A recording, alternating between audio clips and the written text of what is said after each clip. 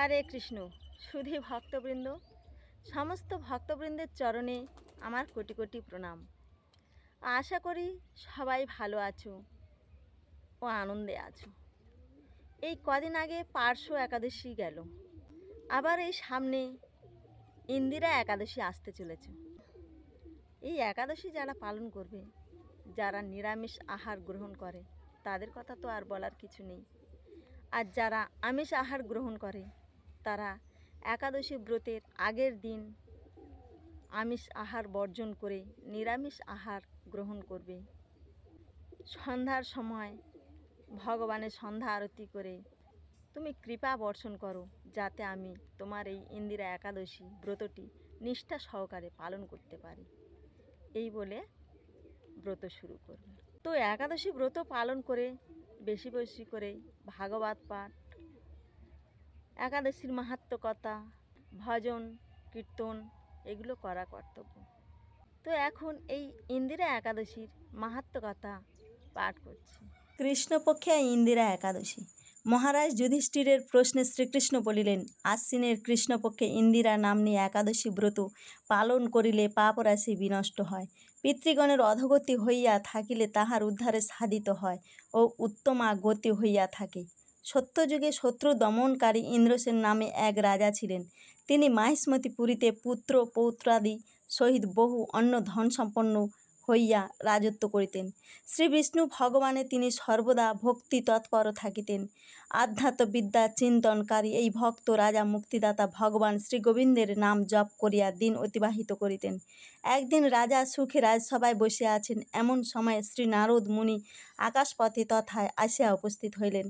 তাহাকে আসিতে দেখিয়া রাজা হাত জোড় করিয়া উঠিয়া দাঁড়াইলেন এবং দণ্ডবৎ প্রণতি জ্ঞাপন পূর্বক আসন পাদ্য অর্ঘাদি ষোড়শোপচারে যথাবিধি পূজা বিধান করিলেন।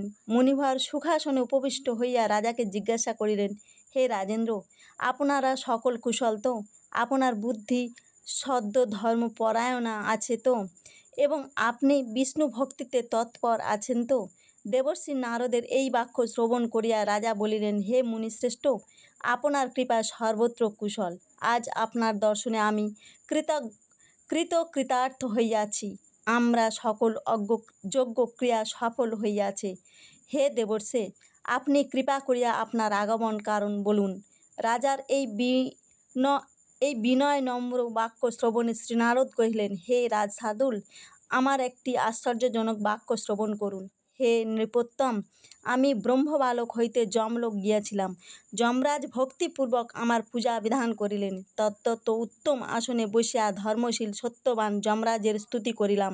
সেখানে যমরাজের সভায় আপনার বহু পুণ্যকারী পিতাকে দেখিলাম। ব্রত ভঙ্গ পাপে তাহাকে তথায় যাইতে হইয়াছে। হে রাজন, তিনি যে সংবাদ দিলেন তাহা বলিতেছি। তিনি বলিলেন, মহিষ্মতি পুরীর ইন্দ্রসেন রাজা আমার পুত্র। হে ব্রাহ্মণ, উহাকে বলিবেন, পূর্বজন্মের কোনো পাপের ফলে আমি যমরাজের নিকট বাস করিতেছি। ইন্দিরা একাদশী ব্রতের পুণ্যদান করিলেন আমি স্বর্গপ্রাপ্ত হইব। অতএব তাহার নিকট প্রাপ্তির জন্য আপনি ইন্দিরা একাদশী ব্রত পালন করুন।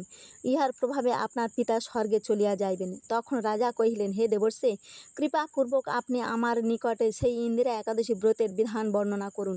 কি বিধিতে এই ব্রত পালন করিতে হয়? শ্রী নারদ বলিলেন, আশ্বিন মাসের কৃষ্ণপক্ষের দশমী দিবস প্রাতঃকালে স্নান করিয়া পিতৃগণের প্রীতি বিধানার্থ শ্রদ্ধা সহকারে শ্রাদ্ধ করিবেন।